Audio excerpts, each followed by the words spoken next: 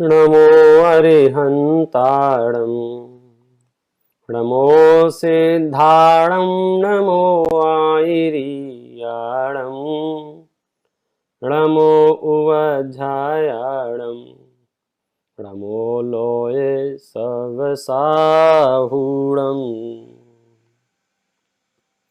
मंगलमय मंगलकरन् वीतराग विज्ञान नमो ताहि जाते भय अरहंतादि महान करि मंगल करि हो महा ग्रंथ करन को काज जाते मिले समाज सब पावे निज पद राज। 10 लक्षण महापर्व के पावन प्रसंग पर हम और आप मोक्ष मार्ग प्रकाशक को आधार बनाकर कुछ महत्वपूर्ण चर्चाएं कर रहे हैं और उनका केंद्र बिंदु है 3 प्रश्न। पहला, मैं कौन हूँ। दूसरा, भगवान कौन है। तीसरा, मैं भगवान कैसे बन सकता हूँ। क्योंकि इन 3 प्रश्नों के उत्तर यदि मेरे पास सटीक हैं तब तो मैं पूरा जीवन इस मोक्ष मार्ग के लिए समर्पित कर सकता हूँ और उसके फल में मुझे सिद्धत्व की प्राप्ति भी होगी। यदि मेरे पास इन मूलभूत प्रश्नों का उत्तर नहीं है या गलत उत्तर है, यदि कोई अपने आप को मनुष्य मान के व्यवहार करेगा तो मनुष्य जीवन संबंधी उपाय करेगा। यदि सेठ मान के, नौकर मान के, जो भी आप मानेंगे अपने आप को आपके प्रयास उतने ही होंगे और उससे क्या होगा कि जैसे ही हम जो हम नहीं हैं उसको हम मान लेंगे तो हम गायब हो जाएगा। ऐसे होता ना, पुलिस डिपार्टमेंट में ऐसा होता है कि कोई बड़ी घटना घट गई हो, कहीं चोरी वोरी की, और रिपोर्ट लिखाई गई हो तो पुलिस बहुत कोशिश करती है चोर को पकड़ने की, और प्रेशर ज़्यादा हो तो ऐसी भी घटनाएं देखने में आई हैं कि किसी को भी पकड़ के इतनी उसकी ठुकाई पिटाई करो तो वो मान लेता है हाँ मैं ही चोर हूँ, और घोषणा कर देते हैं कि चोर पकड़ा गया है। मामला ठंडा हो जाता है, शांत हो जाता है। तो उससे सबसे बड़ा नुकसान क्या हुआ कि वो जो ओरिजिनल चोर था ना, अब वो जिंदगी भर के लिए आज़ाद हो गया, टेंशन फ्री हो गया। क्यों? क्योंकि उसके नाम पर किसी और को आपने पकड़ रखा है। ऐसे ही मैं के नाम पर हु एम आई, मैं कौन हूं, इसके उत्तर में यदि आपने मान रखा है मैं विद्वान हूं या मैं मूर्ख हूं, मैं स्त्री हूं या मैं पुरुष हूं, मैं मनुष्य हूं या देव हूं या नारकी हूं, सेठ हूं कि नौकर हूं कि लंगड़ा हूं कि लूला हूं कि गोरा हूं कि काला हूं, जो भी मान रखा है वो हर मान्यता आप जो हैं उससे दूर ले जाती है। इसलिए सबसे शुरुआती बुनियादी तौर पर हमने ये निष्कर्ष निकाला कि मैं जिन हालातों में हूं वहां शास्त्र की भाषा में 3 शब्दों में पूरे हालातों को बांधा जा सकता है। एक का नाम है द्रव्य कर्म, एक का नाम है भाव कर्म और एक का नाम है नो कर्म। द्रव्य कर्म माने वे पुद्गल के परमाणु, छोटे छोटे छोटे छोटे बारीक रजकण, जिन्हें हम ज्ञानावरण, दर्शनावरण, मोहिनी, अंतराय, आयु, नाम, गोत्र और वेदनी के नाम से जानते हैं। ये 8 कर्म हैं, उनके भेद हैं 148, एक एक प्रकृति की अलग अलग चर्चाएं पूरी हैं।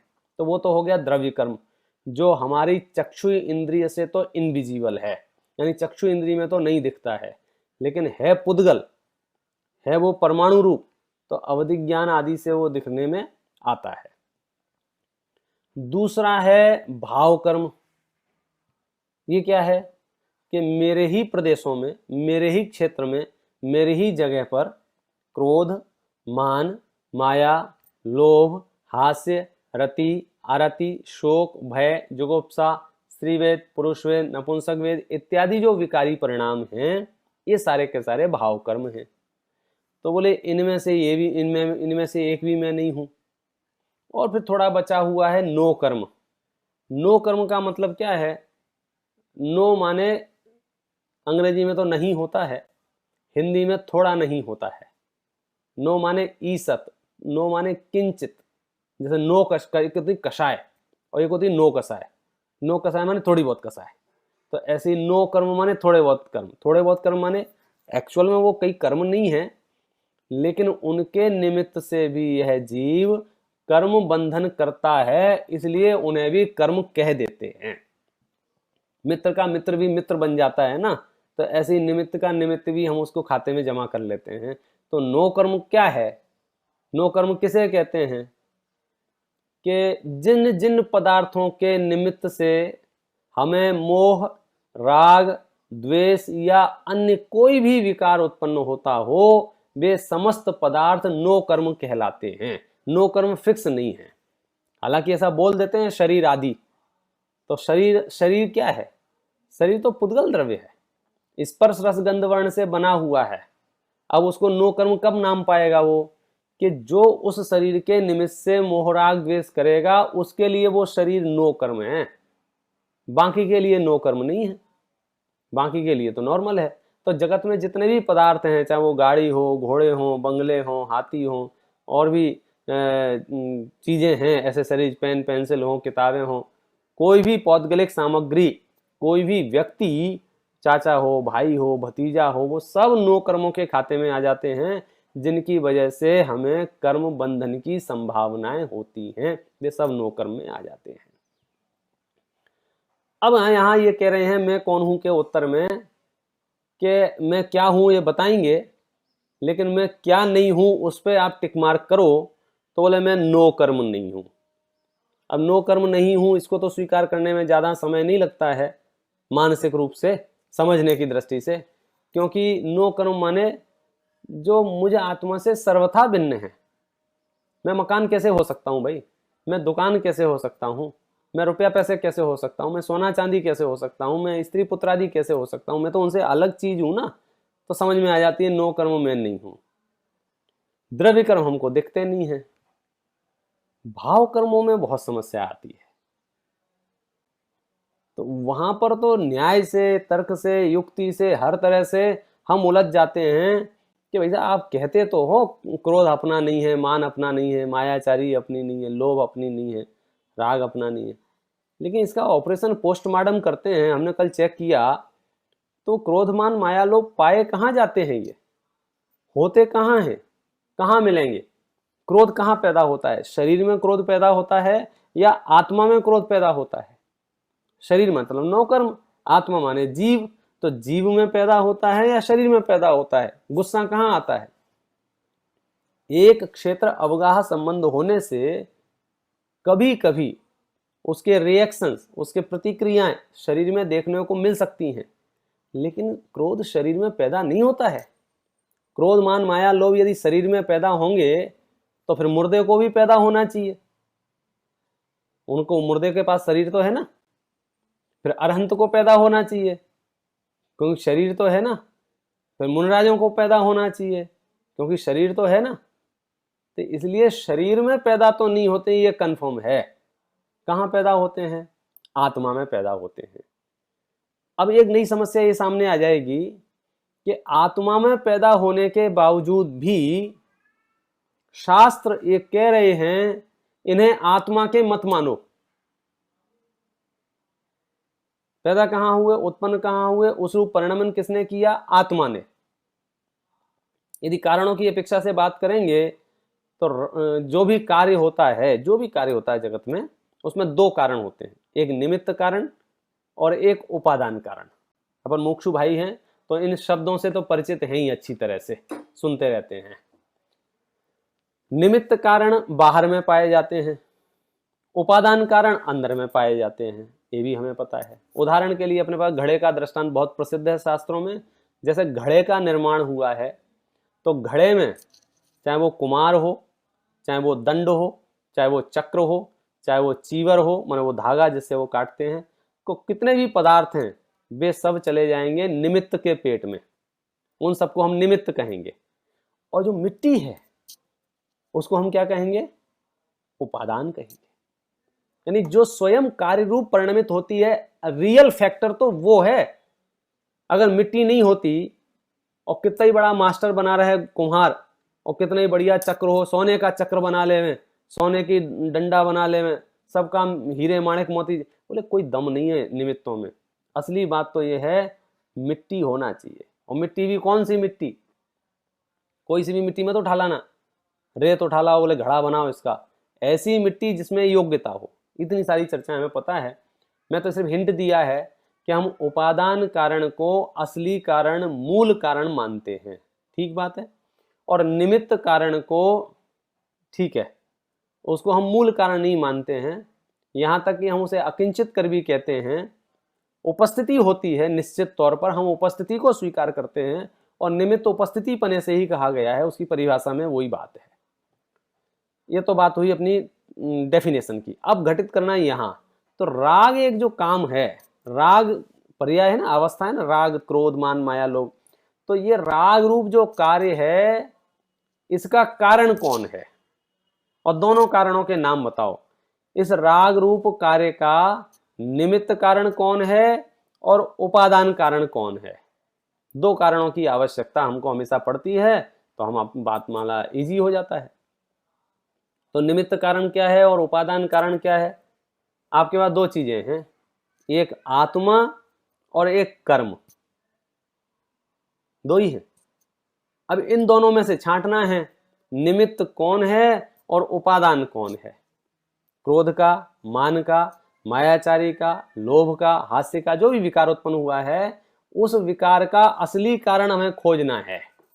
तो कैसे पता करेंगे? निमित्त कारण उपादान कारणों से पता कर सकते हैं। तो क्रोध आदि का उपादान कारण कौन और निमित्त कारण कौन? तो शास्त्रों ने जवाब दिया कि कर्म उसके निमित्त कारण है और आत्मा उसका उपादान कारण है। आप समझे? पानी गर्म हुआ, समझो पानी गर्म हुआ, तो उस गर्माहट का कारण कौन है? ये के उपादान कारण तो स्वयं पानी है, क्योंकि वो उस रूप परिणमित हुआ है, और निमित्त कारण वो गैस है जिसकी वजह से हीट है, वो अग्नि है निमित्त कारण, जिसकी वजह से ये समझो गर्म हुआ है। तो निमित्त उपादान खोजते समय हमने ये दो बात विचार करनी है।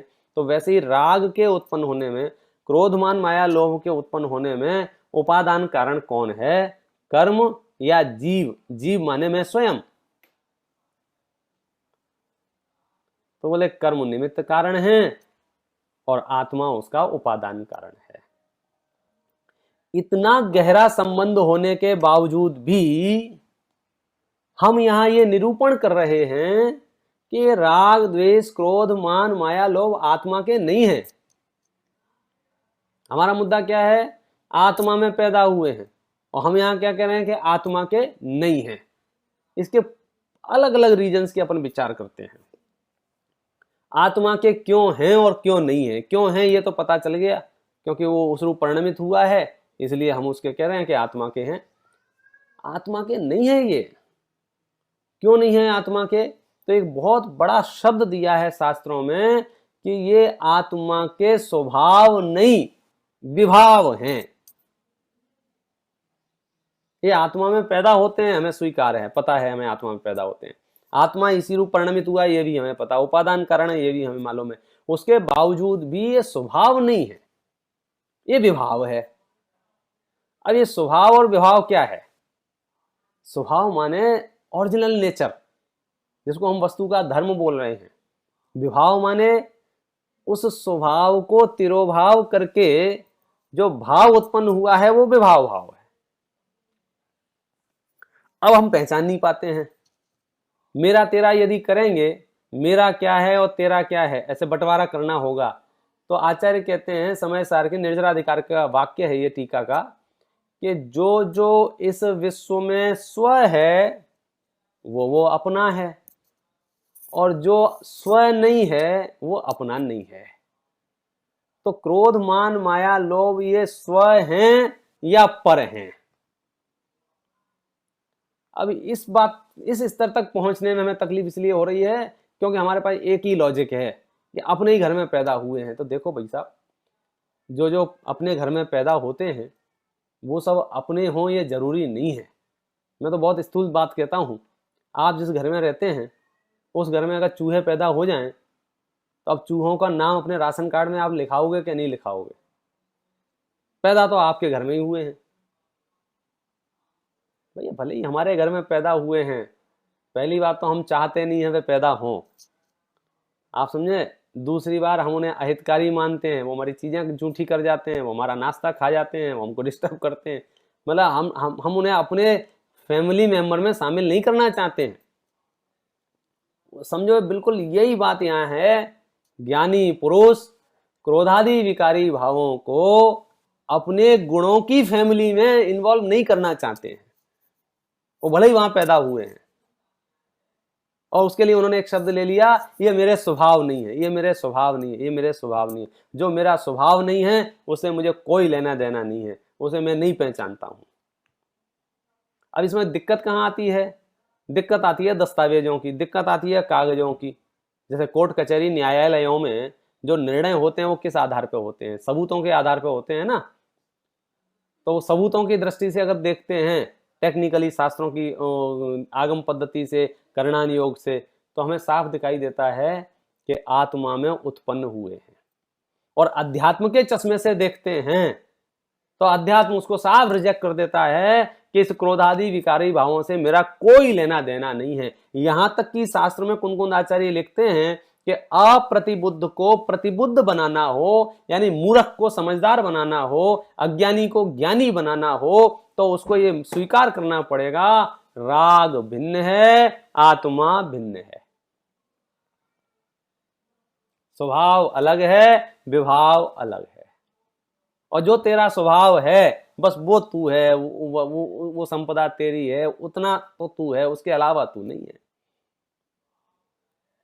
अब हमको ऐसा लगता है यार फिर वहां पर क्या बचेगा?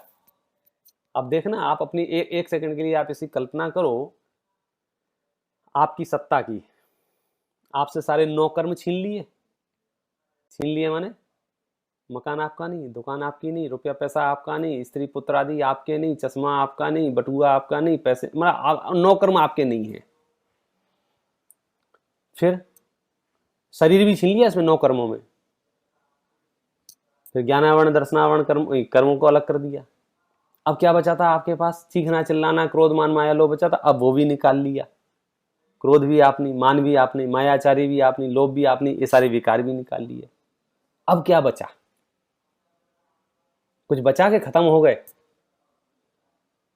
कि सर पकड़ के बैठ गए? अब क्या करूंगा, मेरे पास गाड़ी भी नहीं, घोड़े भी नहीं, बंगले भी नहीं, 9 कर्म भी मैं नहीं हूं, और द्रव्य कर्म भी मैं नहीं हूं, और भाव कर्म भी मैं नहीं हूं। क्या बचा? कि सुनो कि अब जो बचा है ना वो संपदा तेरी है, वो अनंत वैभव, अचिंत शक्ति, स्वयमेव देवश्चिन्मात्र चिंता मणिरेसी अस्मात् सर्वार्थ सिद्धात्मतया विधत्ते ज्ञानी की मन्यस्य परिग्रहण है। ज्ञानी के पास अब वो संपदा नजर आ गई है, अब उसको बाहर के परिग्रह की नहीं पड़ा है।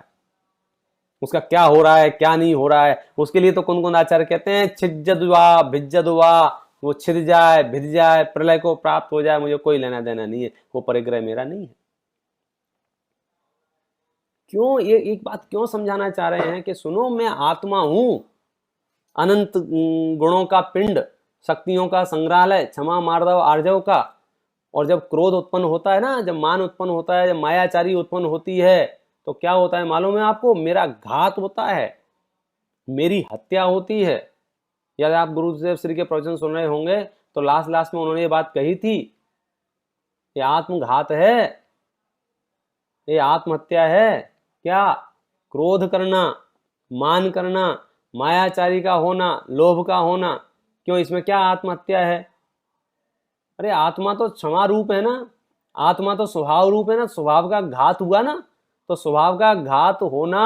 अब हत्या, इसी को हत्या बोलते हैं। शरीर की हत्या को हमारे यहाँ हत्या नहीं बोलते हैं, क्योंकि शरीर की हत्या हमारे तुम्हारे हाथ में नहीं है, पता है, मालूम है आपको? उसके लिए तो कर्म सिद्धांत पढ़ना पड़ेगा।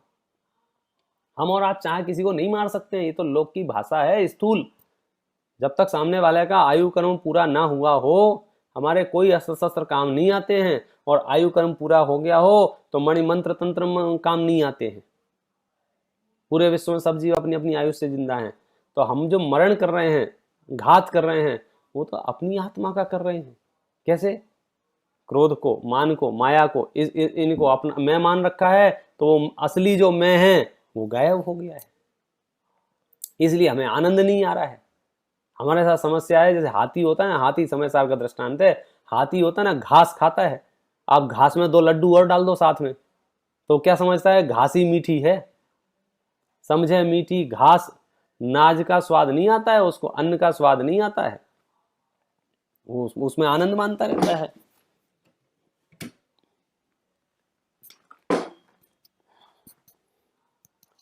ये तो तकनीकी है साहब, बैटरी गायब हो रही थी, बच गई, मैंने उसके मरते मरते बचा लिया उसको, प्लग ढीला हो गया था। अब वो घास खाता है और समझता है मैं लड्डू खा रहा हूँ, मैं सॉरी खाता लड्डू है और समझता है नाच का स्वाद आ रहा है। तो ऐसी क्रोध मान माया लोभ हास्य रहती है, परिवार कुटुंब इनका आनंद लेता रहता है, ना, इनमें त्रस्त रहता है, उसको समझ में नहीं आता है कि स्वाद कहाँ से आ रहा है। ऐसा मिश्रित कर दिया है। तो हम सबसे पहले इस भेद विज्ञान को उपलब्ध कर ले। उस भेद विज्ञान के लिए अपन अगर संक्षिप्त से चर्चा करें, तो जो चर्चा अपन कर रहे थे ना प्रारंभ से, उसको यदि समराइज करके बात करेंगे तो अपन इतना कह सकते हैं कि हमने जो प्रारंभ में प्रश्न उत्पन्न किया था, उस प्रश्न का समाधान ये है कि अगर कोई पूछे मैं कौन हूं, तो साफ चित्त में कि भाई इस शरीर तो मैं हूं ही नहीं, ये शरीर तो जाने दो, संयोग भी मैं नहीं हूं, संयोग भी जाने दो, ये जितने भी संयोगी भाव हैं ये भी मैं नहीं हूं। इसका मतलब क्या हुआ कि ये द्रव्य कर्म में नहीं, नो कर्म में नहीं, और भाव कर्म में नहीं, तो फिर मैं क्या बचा कि अब जो बचा वो ये है अस्तित्व, वस्तित्व, द्रव्यत्व, अगुरु लघुत्व, प्रदेशत्व, ये सामान्य गुण हुए। ज्ञान, दर्शन, सुख, वीर्य, क्षमा, मार्दव, आर्जव, शौच, सत्य, संयम, तप, त्याग, आकिंचन, ब्रह्मचर्य, ये इसके विशेष गुण हुए। तो मैं तो सामान्य विशेष गुणों का पिंड हूं। अब यहां तक हमको पहुंचना है और इसकी स्वीकृति करनी है। और इसकी यदि हमने एक बार स्वीकृति कर दी, तो आप एक भी समस्या उत्पन्न करके बता दो, आप आकुलता पैदा करके बता दो, आप घबराहट पैदा करके बता दो, आप बेचैनी पैदा करके बता दो। सारी की सारी घबराहट, बेचैनी, आकुलता सिर्फ इस बात की है कि हम स्वरूप को नहीं स्वीकारते हैं। मैं आपसे पूछता हूं, आपको वर्तमान में चिंताएं भी है ना, टेंशन जिसको बोलते हो, डिप्रेशन जिसको बोलते हो, वो किस बात की है? तो आप लिस्ट बनाओ, मैं गारंटी दे रहा हूं, या तो आपको 9 कर्मों की टेंशन होगी।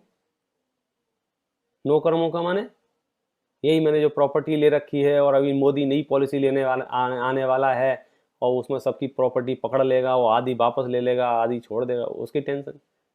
भाई आधे से ज्यादा लोगों को तो 9 कर्म की टेंशन होगी। थोड़े बहुत लोग होंगे जिनको समझो बचे खुचे, उनको भाव कर्मों की टेंशन होगी। अब हमने ये घोषणा कर दी, ना तो 9 कर्म मेरे हैं ना भाव कर्म मेरे हैं, अब टेंशन कहां बचेगी? घबराहट किसकी? मुझे ये चिंता है कि ये जो दुकान है मेरी रोड पे, और गवर्नमेंट का रूल आया है कि ये रोड बड़ी करेंगे तो दुकान नष्ट कर दी जाएगी। अब मुझे घबराहट हो रही है, मेरा बीपी कम ज़्यादा हो रहा है, मेरी हार्ट बीट कम ज़्यादा हो रही है। मैंने सिर्फ इतना कह दिया ये दुकान मेरी नहीं है। अब क्या फ़र्क पड़ने वाला है?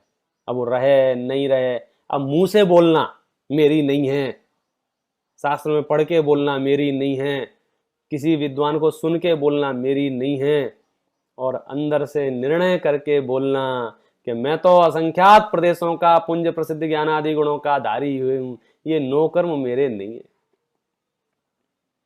अरे भाई साहब, हम एक दुकान की बात कर रहे हैं, 20 बाई 20, 50 बाई 50, 100 बाई 100 की। यहाँ राजाओं के महलों का आता पता नहीं है। हम नशे में हैं, सच कहता हूं। मैं अभी पिछले 10 लक्षण में गया था पिछली बार, यहाँ कहा था गुना, तो गुना के पास वो कोई बजरंगगढ़ है, बजरंगगढ़। तो अधिकांश हिंदुस्तान के कोने कोने में किले बने हुए हैं जगह जगह। तो किला देखा मैंने, इतनी 10-10 फुट मोटी उसकी दीवारें किले की। मुझे उस किले का आकार देखकर अंदाजा लगा कि जिसने भी बनाया होगा उसकी एक जिंदगी तो निपट गई होगी, गारंटी से।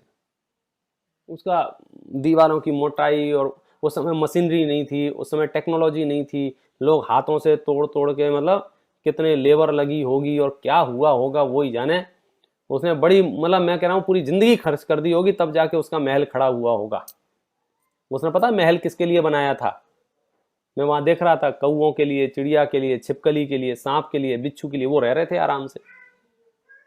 हमको तो एंट्री भी बंद थी वहां, जा नहीं सकते हो, मनुष्य तो प्रवेश ही नहीं कर रहे थे। मैंने हम पता ही नहीं है कि हम ये जो साम्राज्य खड़ा कर रहे हैं ये कभी भी खत्म हो सकता है। इसलिए मैं तो जब भी धर्म के प्रचार की भी बात आती है ना, तो हमेशा ये कहता हूं कि देखो, साम्राज्यों के अते पते नहीं चलते हैं, संस्कृति जिंदा रहती है।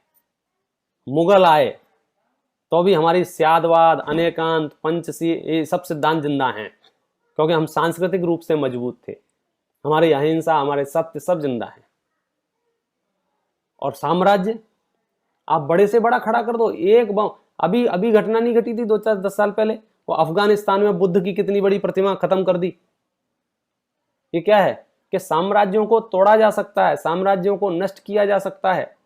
हम बड़े बड़े संकुल खड़े कर दे में 1000 फुट के, 10,000 फुट के, और यदि जीवंत लोग उसमें नहीं हो, स्वाध्याय करने वाले लोग उसमें नहीं हो, तो सांस्कृतिक विरासत आगे कैसे बढ़ेगी? इसलिए हमारा टारगेट तो ये है ना। गुरुदेव श्री ने क्या किया? उन्होंने ये तामझाम में नहीं गए उनका एक श्रोता भी बैठता था तो एक भाई ग्रंथ आप ही दो, ग्रंथ लेके बैठो, क्या विषय चल रहा है वो समझो, आचार्य भगवान क्या कहना चाह रहे हैं, भगवान श्री संत क्या कहते हैं। मैंने एक एक श्रोता, उनकी नजर पड़ती थी, हाँ उस भाई को ग्रंथ पहुंचाओ, अपने यहाँ ग्रंथ नहीं है क्या, और छपाओ, और लाओ, और करो।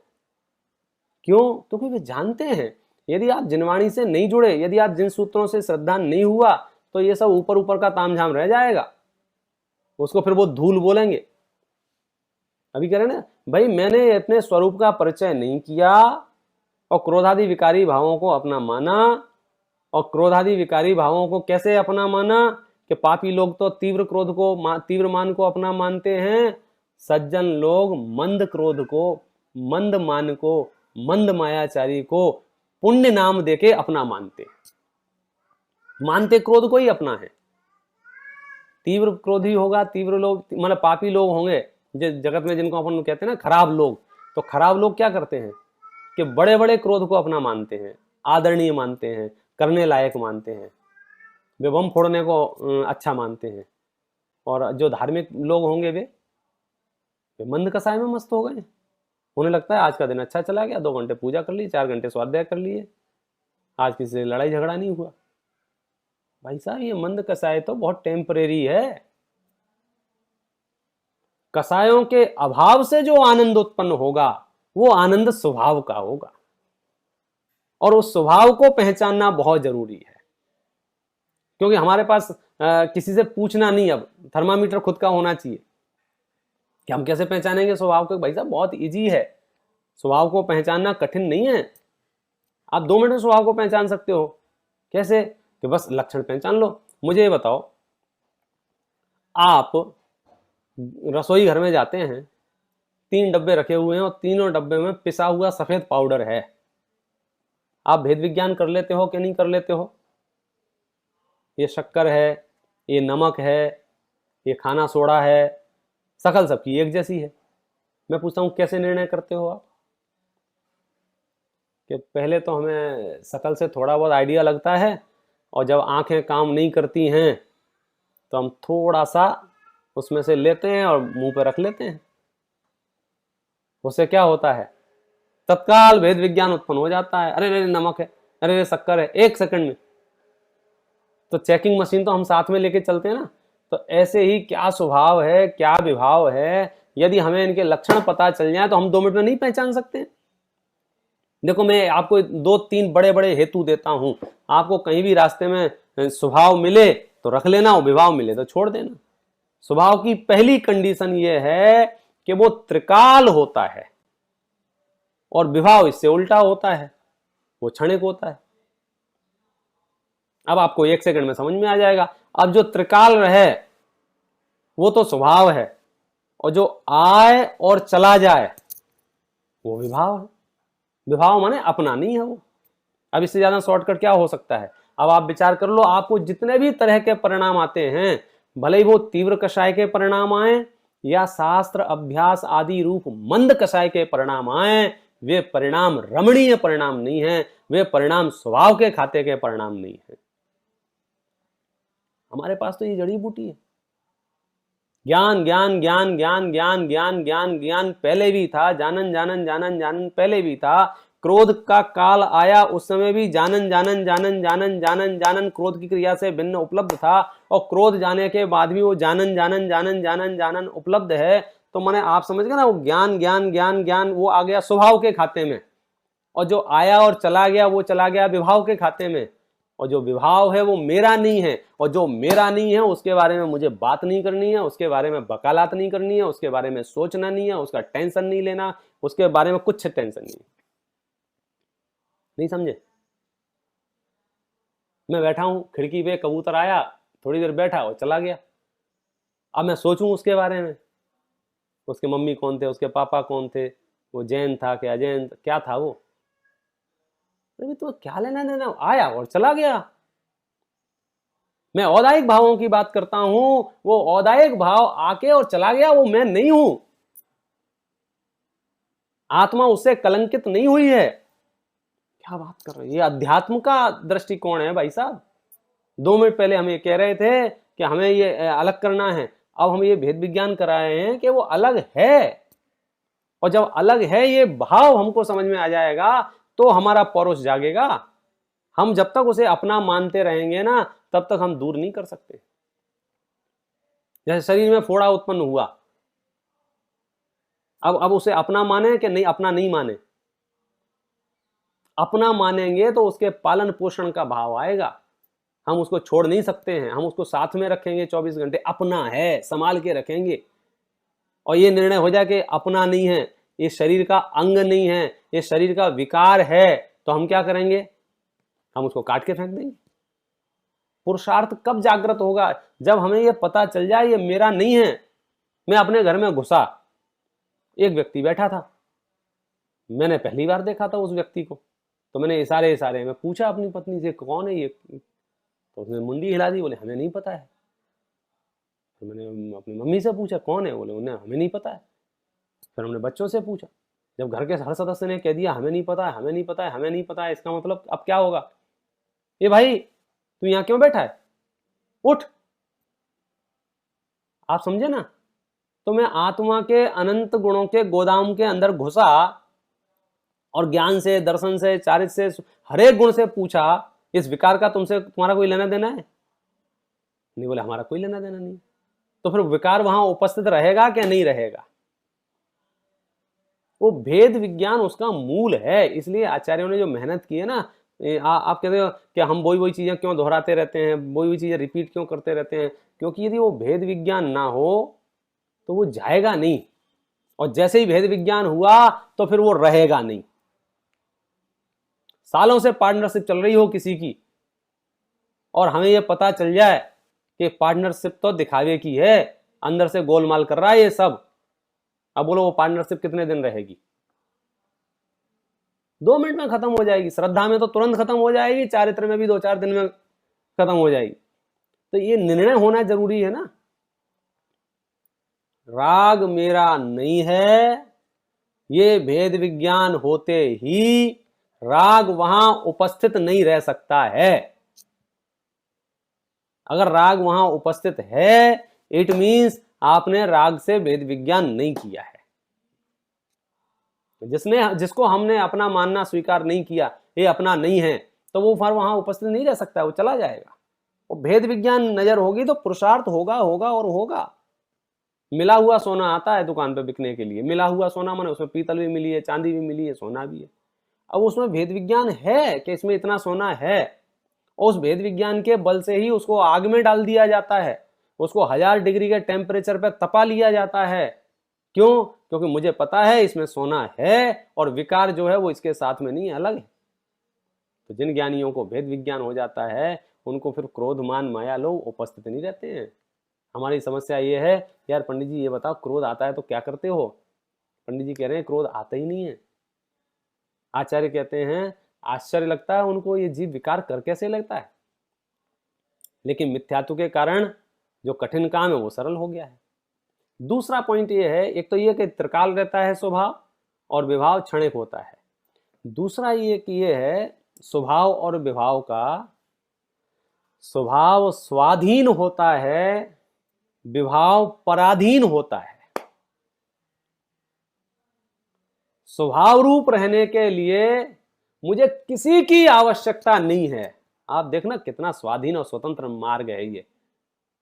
और विभाव रूप रहने के लिए मुझे पराधीनता की आवश्यकता है। आप प्रयोग करके देख लो। मैं कहता हूं आपको क्षमा करना हो या क्षमा रूप रहना हो तो किस किस की जरूरत पड़ेगी? किसी की जरूरत नहीं है। मैंने पूरे विश्व को क्षमा कर दिया और चद्दर तान के बैठा हूं आराम से, कोई संकल्प विकल्प नहीं। और क्रोध करना हो तो अंतरंग में क्रोध का उदय चाहिए, कर्मों का। बाह्य में निमित्त चाहिए, भाई किसके ऊपर क्रोध करूं? कोई ना कोई व्यक्ति चाहिए ना, कोई ना कोई वस्तु चाहिए ना। उस वस्तु का प्रतिकूल परिणमन कंपलसरी है, उसके बिना क्रोध उत्पन्न नहीं होता है। माने आप सोच नहीं सकते हो, क्रोधादि विकार करने में बहुत डिपेंडेंसी है, पराधीनता है। और स्वभाव रूप रहने में बिल्कुल डिपेंडेंसी नहीं है, बिल्कुल पराधीनता नहीं है। अभी तो खोपड़ी उल्टी है, इसलिए जो इजी चीजें हैं वो कठिन लगने लग गई हैं, जो कठिन है वो इजी लगने लग गई। मैं आपको एक काम करता हूं, यहां जितने भी साधन भी बैठे हैं उनको 2 भागों में बांट देता हूं, महिला और पुरुष, ठीक है? तो बहनों को, माताओं को मैं एक काम देता हूं और पुरुषों को एक काम देता हूं, भाइयों को, कि पानी है ना, पानी अलग अलग तपेली में 5 किलो पानी महिलाओं को और 5 किलो पानी पुरुषों को। और पुरुषों को काम कर देता हूं आपको इसको शीतल बनाए रखना है, और महिलाओं को काम देता हूं आपको इसको गर्म बनाए रखना है। बोलो इजी काम कौन सा है? सही दिया है ना काम? एक्सचेंज तो नहीं करना है। पुरुषों को क्या करना है? उस पानी को शीतल बनाए रखना है, ठंडा बनाए रखना है। और महिलाओं को क्या काम करना है? उसको गर्म बनाए रखना है। बोलो कौन सा काम इजी है, कौन सा काम सरल है? पुरुषों के सर पे बहुत बड़ा काम आ गया ना, अरे बाप रे मैं तो कैसे उसको शीतल रखूंगा। अब जिनको स्वभाव से परिचय है वे बड़े खुश हो रहे हैं। क्यों? वो पानी रखा रहेगा, मैं स्वाध्याय करता रहूंगा तो भी वो शीतल रहेगा, मैं सो जाऊंगा तो भी वो शीतल रहेगा। आप समझे? मैं अखबार पढ़ता रहूंगा तो भी वो उसको शीतल बनाए रखने के लिए हमें कुछ नहीं करना है। और गर्म बनाए रखने के लिए हमें तब गैस चाहिए, गैस के अंदर गैस चाहिए, वो गैस कंटिन्यू जलती रहे, थोड़ी भी गैस कम पड़ेगी वो ठंडा पड़ने लग जाएगा, क्योंकि उसका स्वभाव है।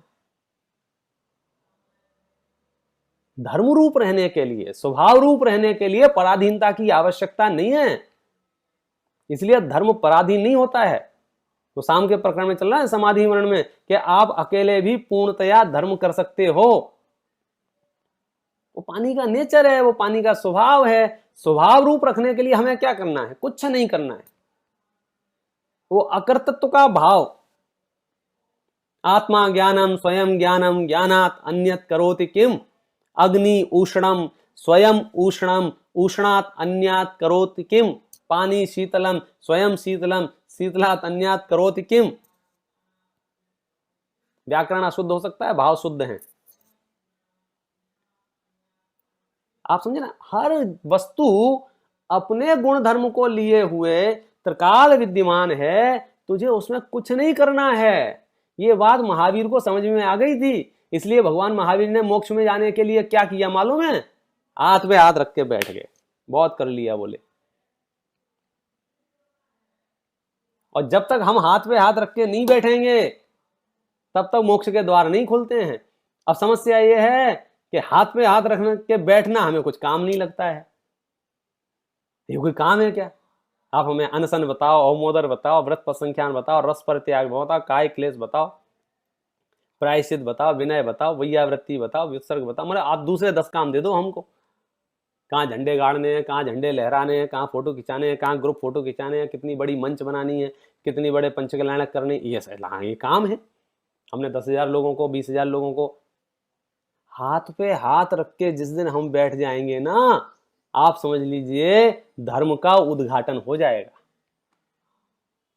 श्रद्धा से तो हम बैठ गए, हमें समझ में आ गया कि परद्रव्य में मेरा रंच मात्र भी हस्तक्षेप नहीं है। अनादि निधन वस्तुएं भिन्न भिन्न अपनी मर्यादा से स्वयं परिणमित होती हैं, कोई किसी के अधीन नहीं है, कोई किसी के परिणमित कराने से परिणमित होती नहीं है। तो श्रद्धा के स्तर पे तो मैं हाथ पे हाथ धर के बैठ गया हूं। सम्यक दृष्टि होती ना, सम्यक दृष्टि, उनके लिए बनारसी दासी लिखते हैं, वेद विज्ञान जग्यो जिनके घट, शीतल चित्त भयो जिमी चंदन। चंदन के समान शीतल चित्त हो गया है सम्यक दृष्टियों का। क्यों? क्योंकि भेद विज्ञान उत्पन्न हो गया है। समझ में आ गई है बात। भेद विज्ञान जग्यो जिनके घट, शीतल चित्त भयो जिमी चंदन, केली करे शिव मार्ग में जग, माहे जिनेश्वर के लघु नंदन। मोक्ष मार्ग में क्रीड़ा करते हैं, खेलते हैं, उत्साह से अणुव्रत महाव्रत अंगीकार करते हैं। रोते रोते नहीं, ऐसा नहीं बोलते हैं तुम व्रत पाल के देखो तब पता चलेगा। मतलब तुझे कष्ट हो रहा है, तू व्रत नहीं पाल रहा है, तू भार ढो रहा है। कोई ऐसा बोला ना 4 घंटे स्वाध्याय करके देखो तब पता चलेगा, इसका मतलब तू 4 घंटे स्वाध्याय नहीं कर रहा है, तू 4 घंटे बोझा ढो रहा है। तू धमकी दे रहा है लोगों को, व्रत पाल के देखो, महाव्रत पाल के देखो, नग्न रह के देखो, केस लॉन्च करके देखो तब पता चलेगा। इसका मतलब तुझे वो कष्ट रूप अनुभव में होते हैं। ऐसा नहीं है केले करें सेवा, ये तो खेलते हैं, ये तो क्रीड़ा करते हैं।